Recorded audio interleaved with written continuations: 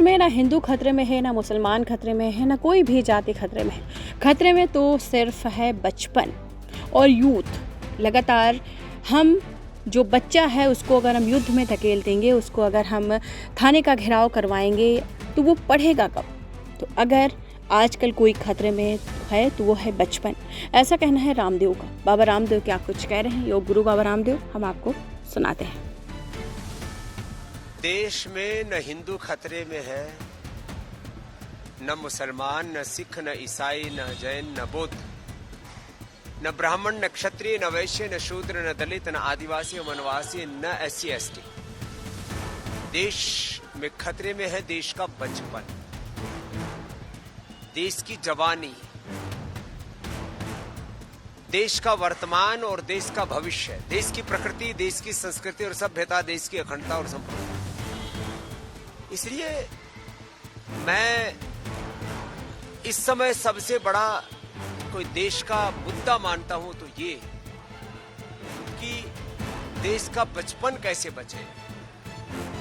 कुछ लोग देश का बचपन का इस्तेमाल कर रहे हैं आंदोलन में। यदि देश का बच्चा जो भी प्राइमरी स्कूल में पढ़ रहा है, आप उसको आंदोलन में धकेल देंगे तो बच्चे पढ़ेगा कब? उसको पता ही नहीं कि आंदोलन क्या होता है।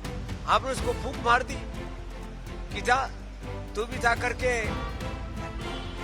थाने का घेराव कर ले, तू भी सड़क पे उतर जा, तू भी ADM और DM का घेराव कर ले। छोटे बच्चों को आंदोलनों में नहीं धकेलना चाहिए, पूरी दुनिया में कहीं नहीं है। आंदोलन ये अभिभावकों का उत्तरदायित्व है बच्चों के लिए, और जब बच्चे एडल्ट हो जाते हैं तब उनको अपने अधिकारों के लिए संघर्ष करना चाहिए और अपने कर्तव्यों के पालन के लिए भी प्रतिबद्धता उनके अंदर बढ़नी चाहिए। देश में अराजक आंदोलन तो नहीं, हाँ देश में संविधान की, लोकतंत्र की रक्षा के लिए संवैधानिक, लोकतांत्रिक, नैतिक, आध्यात्मिक, मानवीय मूल्यों पर आधारित आंदोलन होने चाहिए। मैं इसका समर्थक हूं।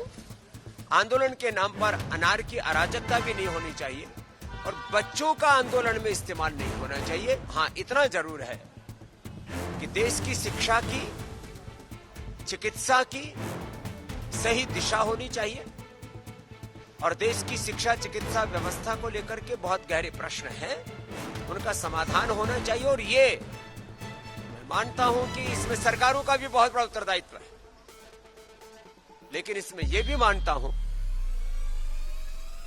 कि ये व्यक्ति केंद्रित व्यवस्था नहीं है। किसी एक पक्ष या प्रतिपक्ष के, किसी एक व्यक्ति के सामर्थ्य की बात नहीं है कि वो पूरे देश की व्यवस्था बदल सके। इसके लिए 3 स्तर पर जागरूकता चाहिए। एक सामाजिक जागरूकता, एक राजनीतिक जागरूकता, तीसरी प्रशासनिक रूप से जागरूकता।